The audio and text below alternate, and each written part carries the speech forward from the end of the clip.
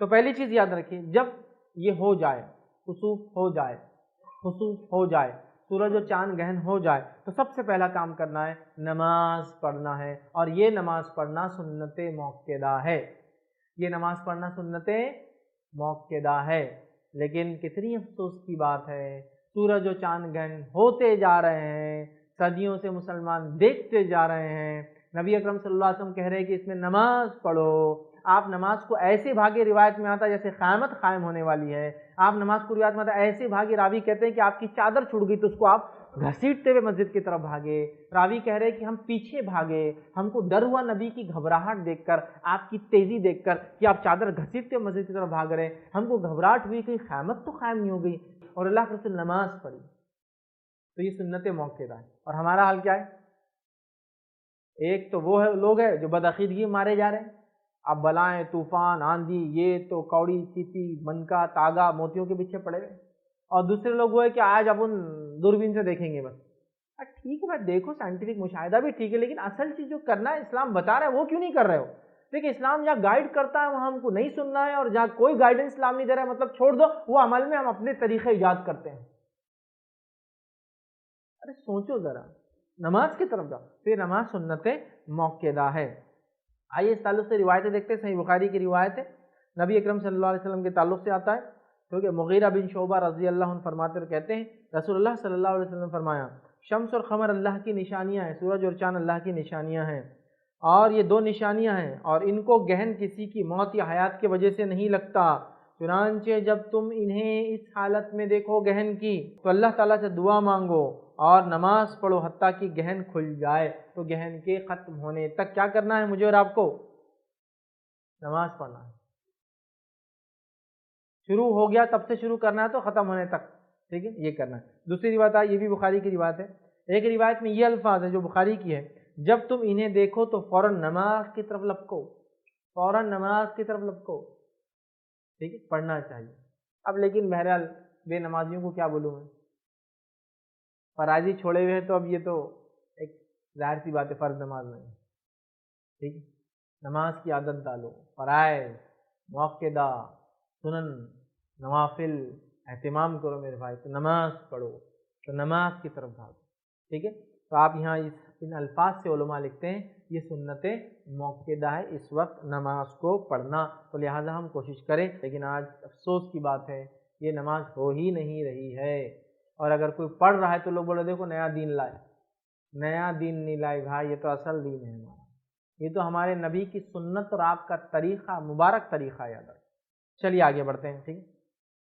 اب نماز کی طرف جاؤ، یہ بات واضح ہوگی، اب آپ نماز کو جائیں گے، ٹھیک۔ تو اب نماز کیسے پڑھیں گے؟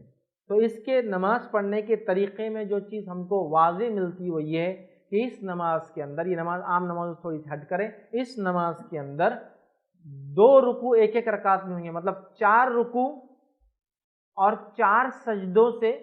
2 رکعت ہم کو پڑھنا ہے۔ یہ نماز کا طریقہ کیا ہے؟ 4 رکوع اور 4 سجدوں سے 2 رکعت ہم کو پڑھنا ہے۔ اس کا طریقہ کیا ہے وہ بھی آپ کو بتا دیتا ہوں، صحیح بخاری کی روایت سے طریقہ دیکھتے ہیں۔ عبداللہ ابن عباس رضی اللہ عنہما اس کے راوی ہے، وہ فرماتے اور کہتے ہیں عہد مبارک میں نبی اکرم صلی اللہ علیہ وسلم کے زمانے میں سورج گہن ہوا، آپ صلی اللہ علیہ وسلم نماز کسوف ادا فرمائی، اس میں سورہ بقرہ کی تلاوت کے برابر قیام کیا، پھر رکوع بھی بہت لمبا کیا، پھر رکوع سے کھڑے ہوئے تو پھر قیام بھی طویل کیا مگر پہلے سے کم، پھر دوبارہ لمبا رکوع کیا لیکن پہلے رکوع سے کم، پھر سجدے میں گر گئے مطلب سجدہ کیا، پھر اٹھ کے پھر لمبا قیام کیا، پہلے قیام سے کچھ کم، پھر لمبا رکوع کیا، پہلے رکوع سے کچھ کم، پھر قیام کیا، پہلے قیام سے کچھ کم، پھر رکوع کیا، پہلے رکوع سے کچھ کم کیا، پھر اس کے بعد آپ نے سجدہ کیا، پھر سلام پھیرا تو سورج روشن ہو چکا تھا، اور آپ صلی اللہ علیہ وسلم لوگوں کو پھر واعظ کی، خطبہ دیا۔ طریقہ کیا ہے؟ اللہ اکبر کہہ کر آپ نماز پڑھیں گے، رکعت باندھیں گے، قیام کریں گے، لمبا قیام، چونکہ ختم ہونے تک 2 رکعت کمپلیٹ کرنا ہے آپ کو۔ اب تو بالکل نون ہوتا ہے، مثال کے طور پر ابھی جو بلو بلڈ مون والا جو لونار ایکلپس ہوا، ہم سب کو پتا تھا اورنگ آباد میں، یہ 6:22 سے شروع ہوا اور 7:38 تک چلتا رہا، تو لمبا قیام کرنا ہے۔ تو مثال کے طور پہ سمجھ لیجیے آپ مسجد گئے، وضو کرنے میں ٹائم گیا، پھر نماز شروع کیا، آپ نے قیام کیا، اللہ اکبر، قیام کیا، لمبا قیام کیا، ٹھیک ہے، نماز وہی آپ نماز کی ثنا اور سورۃ الفاتحہ، اس کا لمبا قیام، لمبی لمبی صورتیں پڑھ سکتے ہیں، لمبی یاد نہ چھوٹی چھوٹی کئی صورتیں پڑھ سکتے ہیں۔ اس کے بعد رکوع کریں گے آپ، اللہ اکبر، ٹھیک ہے، رکوع کرنے کے بعد سمیع اللہ لمن حمیدہ ربنا لک الحمد، رکوع سے واپس کھڑے ہو جائیں گے اور پھر قیام کر لیں گے،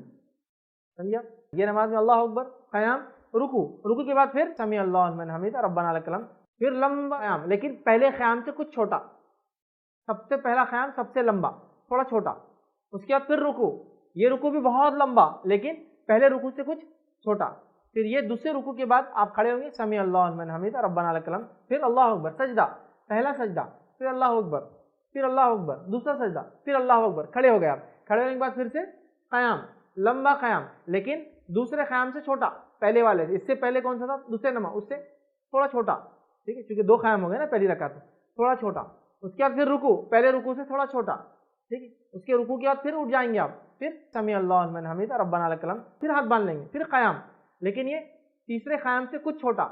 مطلب سب سے پہلا قیام سب سے لمبا، اس کے بعد کا اس سے چھوٹا، اس کے بعد کا اس سے چھوٹا، آخری سب سے چھوٹا رہے، پھر لیکن پہلے سے، اس سے پہلے جو اس سے چھوٹا، پھر رکوع، اس سے پہلے کے رکوع سے کچھ چھوٹا، پھر سمیع اللہ لمن حمیدہ ربنا لک الحمد، پھر دو سجدے، پھر اس کے بعد جیسا آپ التحیات، درود، دعائے معصورہ وغیرہ جو پڑھتے ہیں، السلام علیکم ورحمۃ اللہ، یہ ہے طریقہ